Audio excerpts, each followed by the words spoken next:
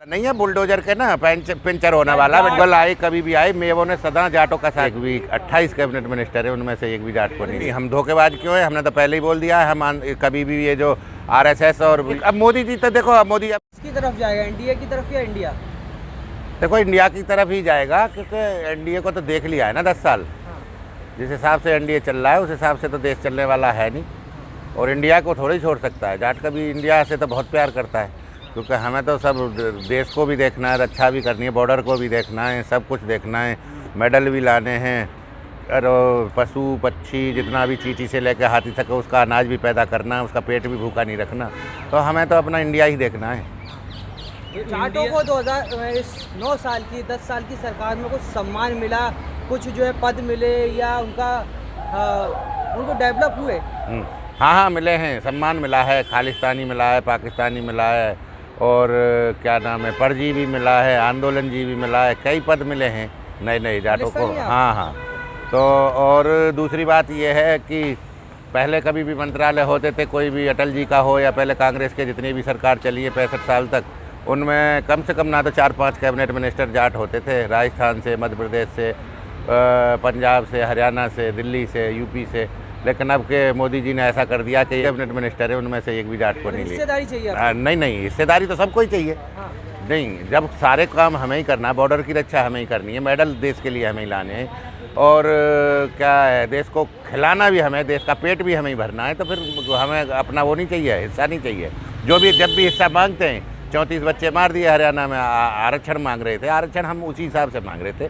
जैसे हमारे जो ग्रेड में या कैटेगरी में जो आते हैं ना लोग, जैसे यादव है या कोई हमारे और है, बघेल है, या हमारे और समाज हैं जो ओबीसी में आते हैं, तो उनके साथ में हमें भी केंद्र में आरक्षण चाहिए था। किसानी वर्ग है जो उसके साथ में। जो हरियाणा नू का जो दंगा हुआ, इसमें कह रहे हैं कि हिंदुओं को आपने, जाटों ने धोखा दे दिया। नहीं, हम धोखेबाज क्यों है? हमने तो पहले ही बोल दिया है, हम कभी भी ये जो आरएसएस और ये विश्व हिंदू परिषद वगैरह है, हम इनके साथ कभी भी नहीं रहे। कितने आप अच्छा एक बात बताओ, ये मेरे हिसाब से इनके 2-3 बिरादरियों को छोड़ के, और उसमें 98% तो ये यही हैं, 2-3 बिरादरी हैं, और उसके बाद में कितना जाट अब रहता है आरएसएस में, विश्व हिंदू परिषद में? कितना जाट है, कितना धोबी है, कितना धीमर है, कितना खटीक है, कितना नाई है, कितना वाल्मीकि है, कौन है उसमें बताओ ना? हिंदुओं का साथ देते हैं, कितना धनगर है, ये तो यही है। हमारा 2% का वैसे ही। आखिर क्यों साथ छोड़ दिया? अरे क्यों लगे हम? जब एक बात बताओ, हमारा जो आंदोलन हुआ था, आप भी रहते थे वहाँ, सारे यूट्यूबर थे, आप भी थे, मेन स्ट्रीम मीडिया भी थी, आपने देखा था कि उन्होंने हमारे लिए खुद स्पेशल लंगर लगाए थे अपने, समझ रहे हैं? जब वो हमारा इतना भी ध्यान रखना है कि हम अगर आंदोलन कर रहे हैं तो पलवल पे, गाजीपुर पे उनके अलग से भंडारे और अपना इंतजाम किया था, जो डेली ही उनका बन के आता था खाना, उनके अलग पांडाल थे। हाँ, नहीं पत्थरबाज, देखो इसमें कोई पत्थरबाजी नहीं। जब किसी के घर में आप गाली दे के जाओगे तो क्या वो पत्थर भी नहीं फेंकेगा आप पे? बताओ ना।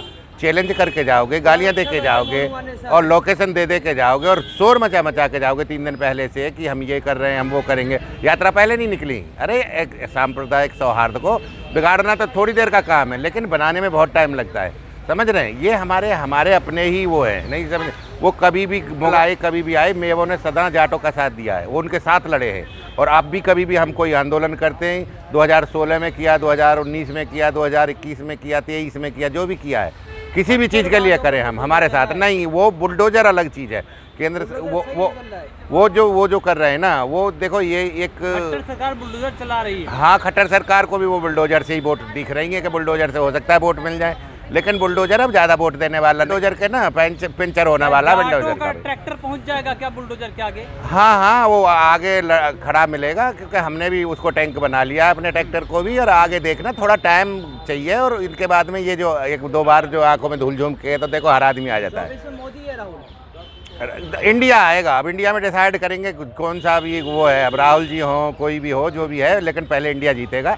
और नहीं, मोदी जी को नहीं आएंगे। मोदी जी की क्यों नहीं आएंगे ना? आप देख रहे हो कितनी बेरोजगारी है, कितनी बेकारी है, कितना लोगों को शिक्षा का कोई सिस्टम सब वो कर दिया, डिस्ट्रॉय कर दिया, सारा तोड़ दिया। सारे जितने भी हमारे जो प्राकृतिक संसाधन थे, जो ये हमारी जो फैक्ट्री इंडस्ट्री जो भी गवर्नमेंट की थी, या रेलवे था, ये जो प्रोजेक्ट थे जितने भी, वो सारे बेच दिए हैं। अब जब बेच दिए हैं तो जॉब कैसे मिलेंगी? बच्चों को जॉब नहीं मिलेगी तो बेरोजगारी अपने ही आएगी। जब काबिल होंगे तभी तो जॉब मिलेगी, ऐसे ही थोड़ी जॉब बांट देंगे। देखो ना, काबिल तो हर आदमी काबिल है और अपने हिसाब से हर आदमी सोर्स लेके चलता है, नहीं समझ रहे? आप मुस्लिम को देखते हो आप, वो किसी जॉब का, किसी सरकारी, किसी मोहताज नहीं है वो किसी भी चीज़ का। वो नहीं, वो अपने हिसाब से, क्योंकि वो हाथ का कष्टकार है और हाथ का जो दस्तकार होता है ना, वो अपने हिसाब से ही सोर्स डेवलप कर लेता है, अपने हिसाब से ही जॉब क्रिएट कर लेता है। और वो करके ना उन्होंने, अब ऐसे ही लोगों में इतना सिस्टम है और वो भी तो अपना पैदा कर लेते हैं खुद, नहीं समझ रहे? जब गवर्नमेंट अगर वो देगी, इनको लाइन ऑफ एक्शन देगी या उनको वे बताएगी, कोई भी चीज़ बताएगी, तो वो अपने आप क्रिएट कर लेता है आदमी। पूरी तरीके से कॉन्फिडेंस हैं, कह रहे हैं कि 2024 में बीजेपी ही जीतेगी और प्रधानमंत्री नरेंद्र मोदी बनेंगे। अरे जी, तो देखो मोदी अपने मुँह से तो बोलेंगे नहीं, लेकिन अगर मुँह से बोलते हैं तो उनका तो वो पहले ही हार मान लेंगे, तो फिर जनता वोट कहाँ दे देगी? नो, कोई बात नहीं है। वो नमो तो ठीक है, नमो भगवान जी का नाम है, लेकिन मोदी जी का नहीं है ना वो। और मोदी जी ने हनुमान जी ला के जगा के, सोते हुए हनुमान जी जगा लिए, देखा नहीं आपने कर्नाटक में क्या है असर हुआ है? कह रहे हैं अगर देश की, विश्व की तीसरी शक्ति देश को बनाना है अर्थव्यवस्था में, तो मोदी जी को लाना होगा। भाई तेरे पे 2 करोड़ रुपए हैं, 2 करोड़ रुपए तू ब्याज पे ले आया, 4 करोड़ रुपए हो गए, उसके पैसे कहाँ हैं? वो जिसको तीसरी वो बना रही है, वो तो दूसरे का। बैलेंस शीट में तो तुम कुछ भी दिखा दो, जो पैसे लाओगे तुम लोन पे ले लिए, अब तुम पे 2 करोड़ तुमने बैंक से ले लिए, तुम 4 करोड़ दिखाने लग गए और कहने लग गए इस पे तो 3 करोड़ है, मैं इससे बढ़ाऊँ। ऐसे थोड़ी होता है ना, उसका इंटरेस्ट भी जा रहा है। वो पैसे जो लगाए हैं या वर्ल्ड बैंक से, ब्रिक्स बैंक से या कहीं से भी जो बाहर से आए हैं ना, विदेश से, वो इनके पैसे थोड़े ही हैं यार, वो रिटर्न करने पड़ेंगे इनको।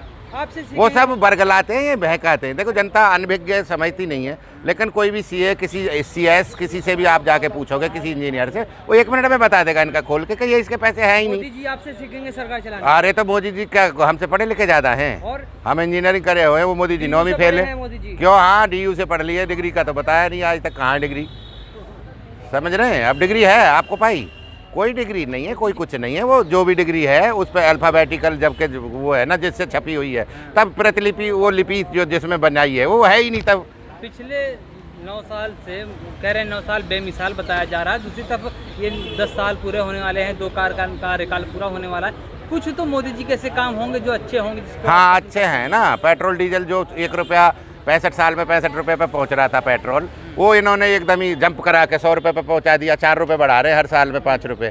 समझ रहे हैं? गैस सिलेंडर जो 400 रुपये चल रहा था उसको 1200 रुपये कर दिया है।